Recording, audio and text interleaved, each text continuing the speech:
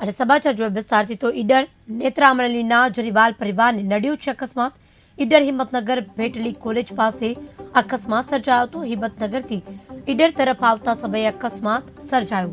Dumper અને car વચ્ચે અકસ્માત સર્જાયો। એક જ જરીવાલ પરિવારના બાળકી સહિત 4 લોકોના ઘટના સ્થળે કરુણ મૃત્યુ થયા છે। ઈડર નેત્રામલીના પોતાના વતનમાં આવ્યા હતા અને ત્યારે આ અકસ્માત નડ્યો હતો।